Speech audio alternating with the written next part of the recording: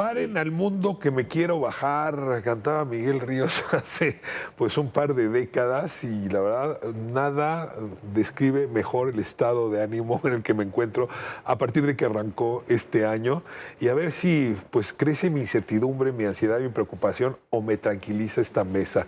Usted juzgará. Le agradezco muchísimo a Natalia Santalomaquia que nos acompañe, maestra investigadora del ITAM, una de las grandes internacionalistas en nuestro país. Te agradezco muchísimo que estés aquí, ya abrimos el año. Y Raquel López Portillo Maltos, pues nuestra analista semanal, te agradezco muchísimo que estés acá, Raquel, pues también Ricardo, para hacer esta conversación sobre un planeta que ya no es el mismo. Es como si hubieran quitado el Himalaya de su lugar y lo hubieran puesto en otro lugar. En fin, me está costando trabajo entender cómo lo de Venezuela es más que Venezuela. Venezuela pareciera solamente un pretexto de lo que está ocurriendo. Entonces, empecemos por ahí, porque pareciera que esto nada más es que se cumplimenta una orden de aprehensión, pero es mucho más que una orden de aprehensión en contra de Nicolás Maduro. Sí, es todo muy vertiginoso. Yo creo que tienes razón.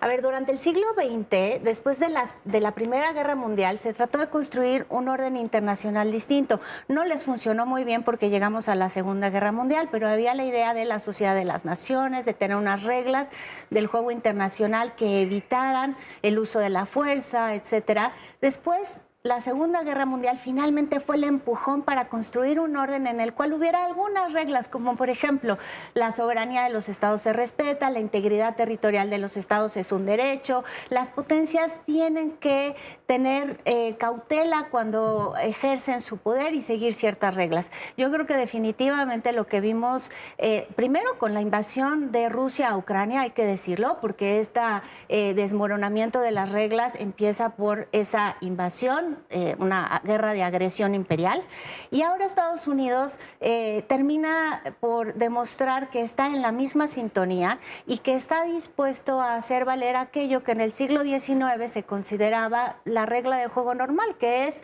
el hecho de que la fuerza determina lo que es correcto y el derecho, ¿no? En inglés suena más sintético, se dice might is right. Y esta era la forma en la cual... Si puedo, estoy bien. Exacto. Hasta el siglo XIX, principios del siglo XX, la idea de que la guerra era legal y legítima era lo correcto. La conquista territorial se entendía como un derecho de los estados, y también lo que acaba de anunciar Trump, por ejemplo, en Venezuela, que es vamos a extraer entre 30 y 50 millones de barriles de petróleo que nosotros vamos a administrar.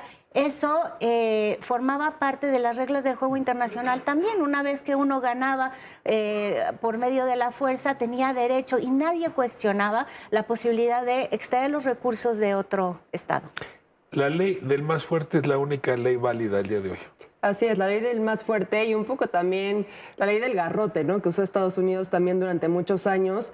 Creo que como mencionas, Ricardo, y como menciona Natalia también, esto no tiene que ver únicamente con Venezuela. Obviamente estamos viendo un reordenamiento del orden mundial en donde Estados Unidos, y además de que no es sorpresa, ¿no?, ya lo advertía Donald Trump en su primera administración, lo advirtió en el Project 2025, lo advierte en esta estrategia de seguridad nacional que acababa de anunciar hace apenas un mes, en donde Estados Unidos es la potencia hegemónica del hemisferio occidental y en donde empieza a haber no solamente un reavivamiento de las zonas de influencia y de este orden, digamos, este orden liberal del que hablaba Natalia, prometía cierto desarrollo a cambio de ciertas concesiones. Ahora lo que vemos es un realineamiento forzado y en donde, si se fijan también, pues se está siguiendo un patrón, como pasó con Ucrania también. No es solamente obligarte a escoger entre Estados Unidos y China, eliminar la influencia de China en la región, y también asegurar recursos críticos, ¿no?, como pasó con Ucrania, con los minerales críticos. Pues aquí lo vemos con el petróleo, y nos ha hablado también del tema de minería, que es muy importante para Venezuela. Digamos, si entramos en el siglo XIX, si regresamos al siglo XIX, pues entonces lo que hay que ver es cuántas fichas tiene cada quien. La comunidad de China va muy bien, pero donde no supera a Estados Unidos es en tecnología militar y tampoco en capacidad militar. Por lo tanto, pues si de algo tendrá que preocuparse Estados Unidos es de que China no lo alcance. Y el mensaje a China el sábado fue clarísimo. Fue una repetición de la estrategia de seguridad nacional que se había publicado un par de meses atrás. Yo no me meto en tu zona de influencia, es decir, haz con Hong Kong y Taiwán lo que se te dé la gana, y tú no te metas en mi zona de influencia. Venezuela es mi zona de influencia.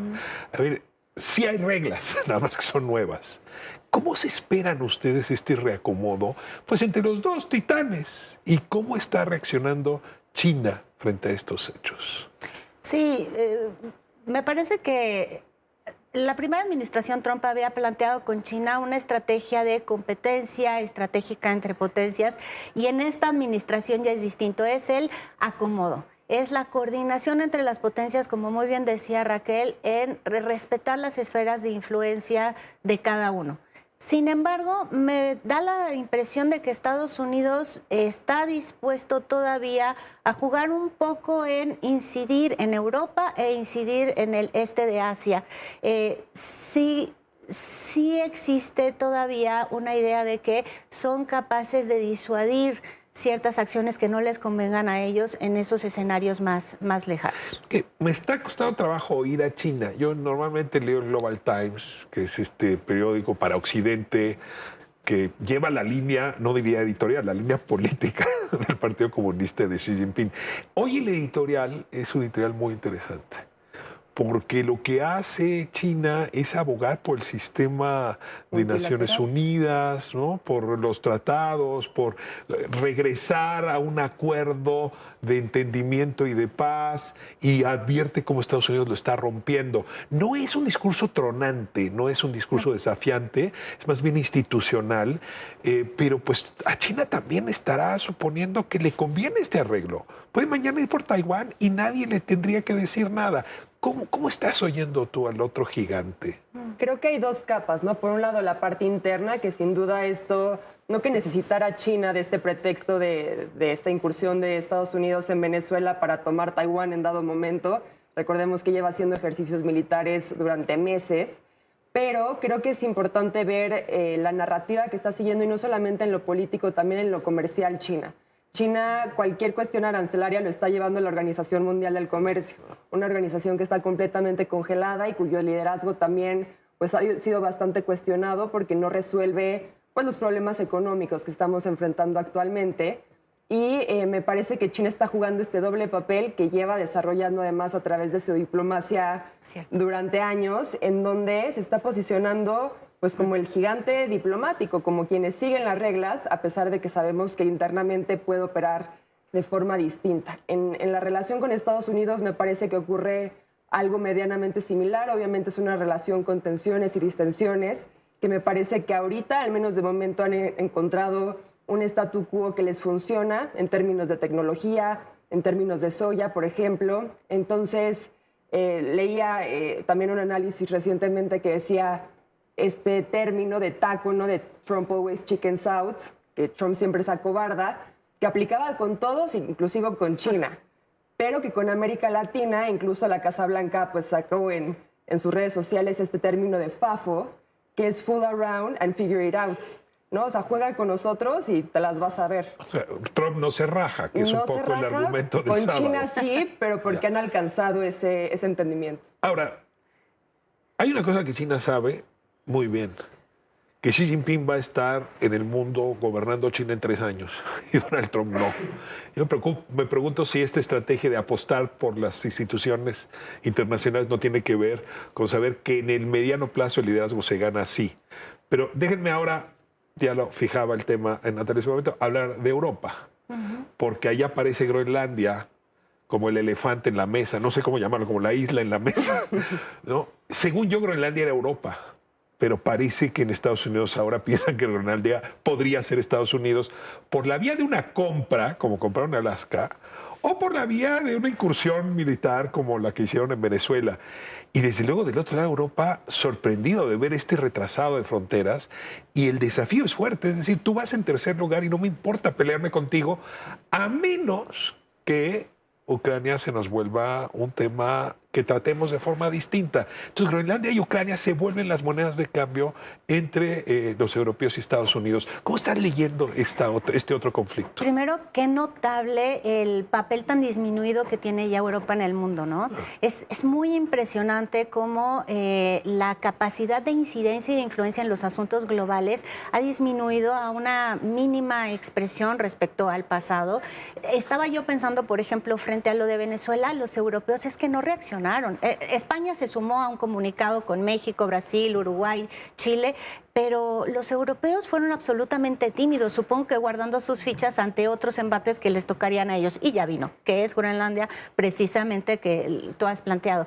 ¿Qué está en juego ahí? Por ejemplo, la supervivencia de la OTAN.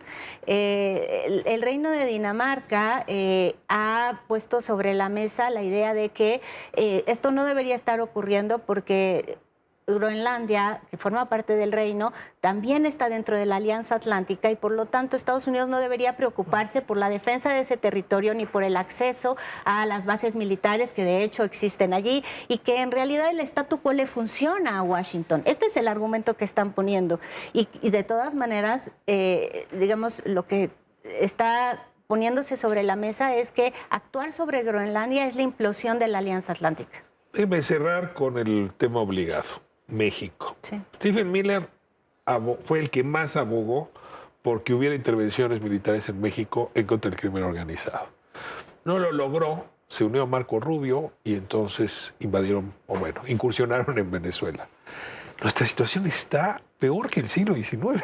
Es decir, no hay nada que nos proteja hoy más que la habilidad diplomática para sortear lo que se está asomando. Si quieres, Raquel, entramos contigo y cerramos con Natalia. Sin duda creo que pocas veces, y no es alarmismo, ¿no? Es una realidad que quizás parecía que no se materializaban estas amenazas de Donald Trump, pero sin duda también creo que no es gratuito que haya mencionado después de estos eventos a México, a Colombia, no solamente por la amenaza latente, sino porque no sería ir contra una dictadura, sería ir contra democracias. Y en el caso de México ha habido mucho hincapié, y no solamente desde la administración de Donald Trump, sino desde administraciones anteriores, incluso administraciones demócratas, del control que tiene el crimen organizado de nuestro país. Y esa es una realidad que debería de preocuparle también al gobierno mexicano, el tema de la narcopolítica, que obviamente está evidenciada en el caso de Venezuela.